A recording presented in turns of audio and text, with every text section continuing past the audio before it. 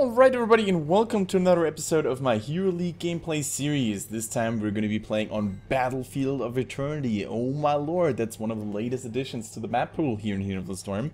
And I'm really excited to see how events are going to unfold. We're actually going to try to play as Kel'Thas, because as you guys have realized, he is still very strong. Although you have to play him in a little bit different way than before the Kharazim patch, which means you can't really rely on his flame strikes as much anymore. Instead you have to never mind, actually the enemy team was faster than us. So yeah, but what I was gonna say is that you have to rely on his living bombs more, you have to move around, be mobile, and actually pick defensive talents at level 16, for example, in the form of Arcane Barrier, as well, in order to guarantee your survival on the battlefield.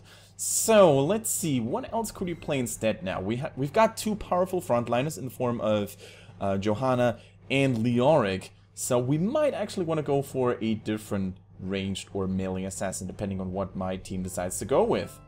Alright, the enemies decided to take Murky as well, which is cool, and we have a Kharazim in our ranks, a really solid support.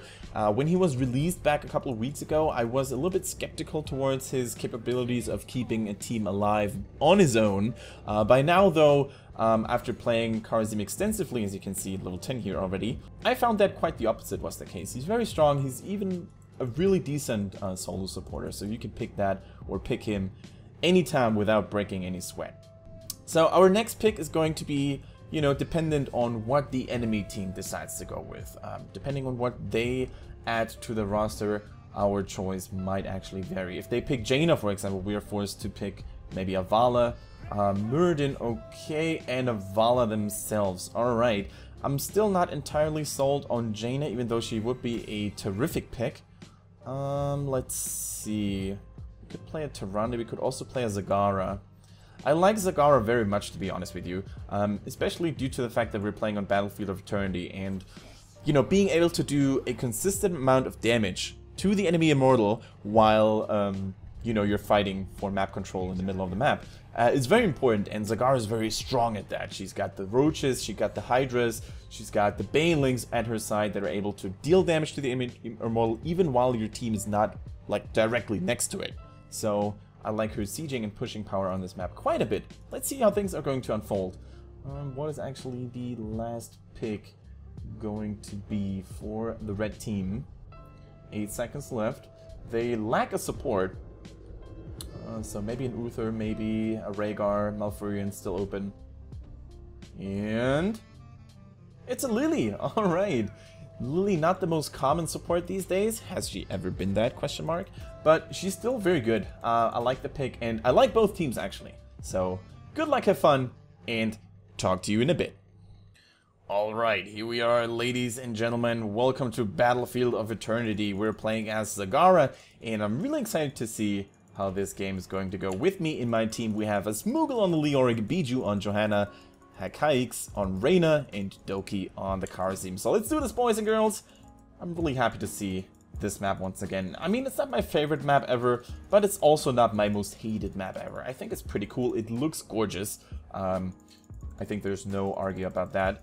And at level 1, when playing Zagara, I think Reconstitution is a very solid pickup. It provides Zagara with a lot more health regen, more movement speed, and of course thanks to the tumors, the creep tumors that is. So yeah, that's always good when trying to stay in lane, getting as much pushing done as possible. Alright, careful. Can actually send a Hydra from the back on the Kel'Thas. Or actually, let's save it a little bit. Alright. Okay, nice damage done. I think overall we did a really good job at poking and harassing them a little bit. Nice condemned by the Johanna. I like it. Keep it up, guys. Lily has like a lot of problems keeping up with you know, overall healing power compared to other supports, especially in the early game. She's, you know, only capable of healing one ally at a time, whereas Kharazim can heal multiple allies at the same time. So that's pretty good.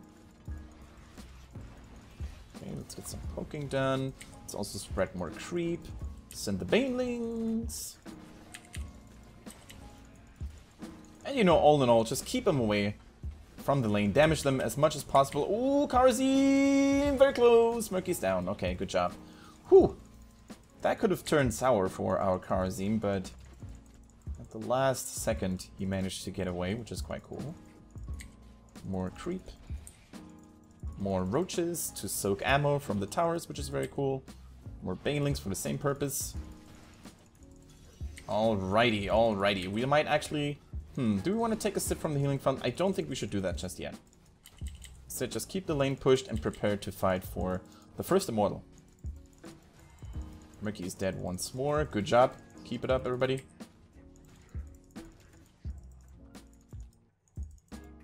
And we're gonna poke the Muradin a little bit here.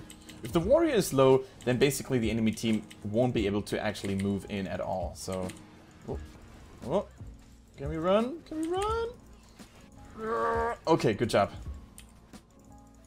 Kel'Thas is gonna take a little bit more damage here, and we're gonna take a sip. Good thing we didn't use it earlier. And let's see. We've got a lot more damage done to the enemy immortal already, so I like that quite a bit. And for the same reason, we're just gonna help our allies out here. Okay. Second phase. Where is it gonna land? Oh, it landed in a good position for us. The reason why it's good and very beneficial right now is because we've already done more damage than the enemy team. So if it's closer to our base, that means even if the enemies decide to gank us here, we have a shorter path to actually run towards our base, and to if we respawn as well, like, we're going to be there faster. So really fortunate, and that actually causes us to get the first immortal, guys. Good job, keep it up. At level 4, we're going to take Envenomed Spines, which provides us with a larger basic attack range, and also deals a little bit of poison damage whenever we hit someone with our basic attacks. And that's pretty neat, pretty nice. I like it quite a bit. Okay, enemies are trying to defend, which is why we should actually either split push top or, you know, try to deal some damage. Oh, she just ran right into the stun, the poor Lily. Ah, we all know that feeling. Like, if you played a lot of Battlefield of Eternity, you all know that feeling. And it doesn't feel particularly good. Okay, here we go. Solid game thus far. Keep the push going. Without a hero, they can't actually maintain the defense here. We're just gonna keep poking them, sending reinforcements in terms of roaches and hydras. And, you know, Lily's now back though, but I think it's actually going to be too late. We got this. We got the fort, so now we should pull back, guys. We got what we wanted. Instead, try to focus on getting mercenaries next, because that is the next major thing to do, guys. Come on, get back, get back. There's no reason to overstay. Let's see how much they commit to that chase. Nice dodge, so we can maybe turn around. Vala is focused, he has to retreat. The Hydra is still chasing. Yeah, okay, she's very low. Can we actually get a kill done here? Not sure. But wow, are they low. So, at level 7, we have two choices. Rapid Incubation or Battle Momentum. Overall, I found Rapid Incubation to be very useful in solo queue, whereas Battle Momentum is more useful when you're playing with a lot of buddies and you want to use your creep spread a lot. So I think Rapid Incubation is acceptable here. It basically allows us to take mercenaries as well, you know, keep that sustain going. I like it quite a bit. And when you can't rely on allies to be at your side all the time, which is sometimes the case in solo queue, it's really good to rely on your own, and being able to sustain via Rapid Incubation is just that. Okay, we're also going to take a sip from the healing fountain because of mana issues. Where is the enemy? They're still defending bottom, and they keep having murky top, which doesn't really work for them up to now. Leoric is doing a great job at keeping him down, forcing him to respawn all the time, so I like where this is going quite a bit. And the enemies also took their shaman mercenary, so we're gonna have to defend against that and basically just shove a lane out. So gonna use Rapid Incubation before the real team fight starts. Okay, guys, careful. Don't chase too far. Okay, the shaman is dead, and that is very important because while this mercenary camp is pushing, the shaman is going to continuously spawn new hell dogs or hellhounds, and that is something you don't want to happen. So we're just gonna send in a few roaches. And we're also gonna try to help our Johanna out. She's in the back. Oh, the banelings miss, unfortunately. Send the Hydra on the Kel'Thas. Maybe it's forcing him to go back. Okay, nicely done. Let's get more damage done on the Murdin. He's a little bit exposed from the rest of his team. And one of the major weaknesses of Lily is that she doesn't have a lot of target burst healing, right? Compared to Uther, who's great at that. Which is why he's such an awesome supporter at the moment. So yeah, easy target. And that's not something you say a lot when playing against Murdin. But in that case, he was actually really easy to kill. Okay guys, take this time to actually regenerate. That's another reason why Rapid Incubation is so good. In the middle of a team fight, in the middle of a push, you can just easily sustain yourself and basically keep on spamming your abilities, which is awesome. And so far, so good. I don't think the enemy team is actually going to try to contest anymore. And Leoric is having none of it, man. As Moogle on Leoric, he's like, you know what? I'm not going to have any of those Murloc shenanigans. We're not going to let him split push and split soak either. Yeah. I'm loving it. At level 10, we're going to take, of course, Devouring Maw, which is really good. Basically can single-handedly turn around the course of a team fight. And wow, they actually even got the Murloc egg here. That is awesome, guys. I'm proud of you. Let's keep this up.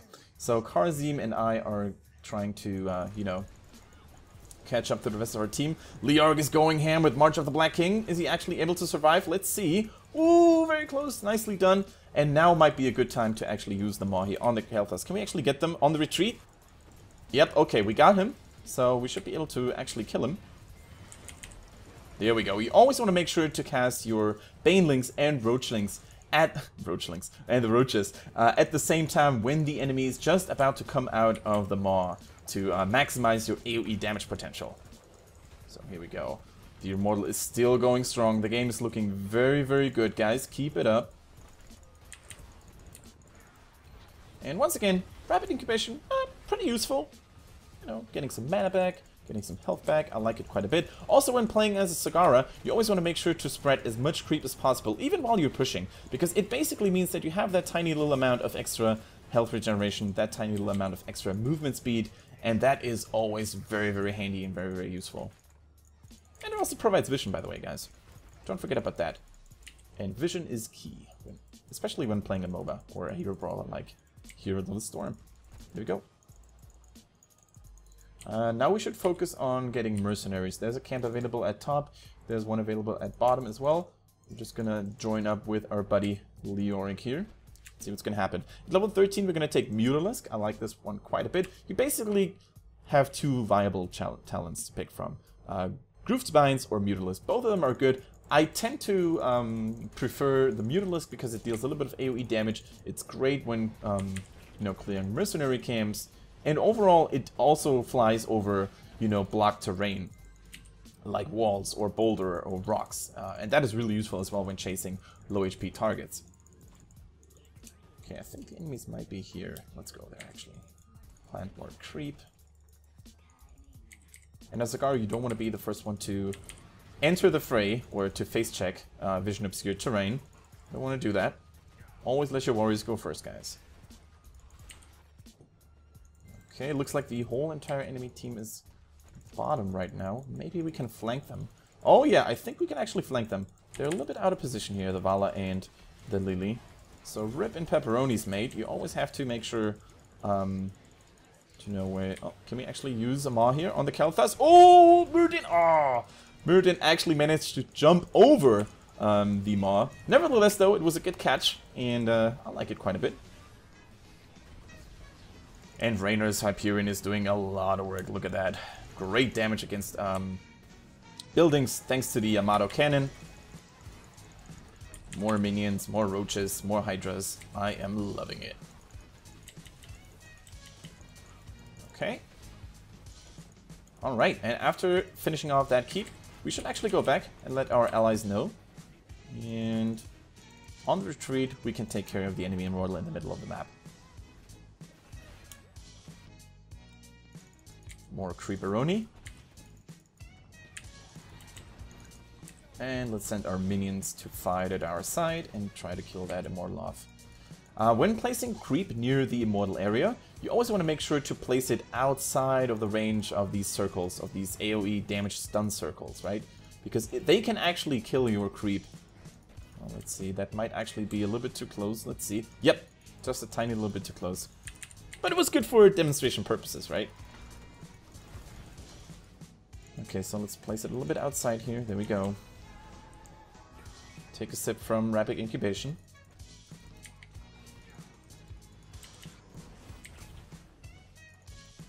Oh, is that actually gonna live? No, unfortunately not. Alright. So the more you play on this map, the better you know, get a feeling on where to place your creep, right? Okay, definitely gonna put one here. Once again, a very fortunate spot for us to be in. The enemy is busy defending lanes, due to the fact that we have both keeps already. So yeah, I don't think they actually have the time to contest this anymore. I'm gonna try to get a good maw. Oh, we're getting stunned by Murky. I wanted to plant my maw, you son of a frog. Oh, Murky, let us go! No! Oh, the Kharazim ult! Last second. Oh, we didn't actually need it, but still, good job, Kharazim. It's good to know that someone is looking after you. Whoo! And that was actually very close. None of the enemy team died. It's crazy. More creep. And this Immortal could actually be game-ending. At level 16, you definitely want to take Brute Expansion. I don't think there is another talent you ever want to pick. Brute Expansion is awesome. Double Hunter Killer, or double Hydra, double Muta, depending on what you go for, is just ever so deadly. We still have our Maw, by the way, guys. Don't forget about that. Ooh, Kel'Thur's doing a lot of damage here. We might actually have to retreat here for now. Gonna send another Mutalisk in. More roaches. Okay, Murky. I think Murky is trying to go for us again. We're definitely going to be more careful. Good kills though down there. I'm loving it, and that might actually be the game. That might be the game. 2 people dead, and the Immortal is still going strong. Almost half its shield are still available. So let's do this, guys. We're actually going to just maw away that Muradin. Oh my god, we missed. Not that it even mattered. So I think this smells like GG, guys. Even though it was a very short game, I hope you still could learn a lot of useful things on how to improve your performance on Battlefield of Eternity. As you can see, it really matters what hero you pick. In my opinion, the enemy supporter pick wasn't really like the most fortunate one. We definitely saw that Lily had a little bit of trouble or in terms of, you know, healing several allies at the same time when her ult was on cooldown. So, let's actually take a look at the stats here. Damage-wise, Raynor was going strong. Raynor is a really contested and really popular pick at the moment, and rightfully so. Let's actually take a look at his talent build here. Seasoned Marksman, focus attack, so it's all about, you know, getting those strong auto attacks out. So yeah, but the rest of the game was pretty fine. Hope you enjoyed it. If you want me to play a specific hero in the future, then please let me know down in the comment section down below. Talk to you soon, guys. Bye-bye.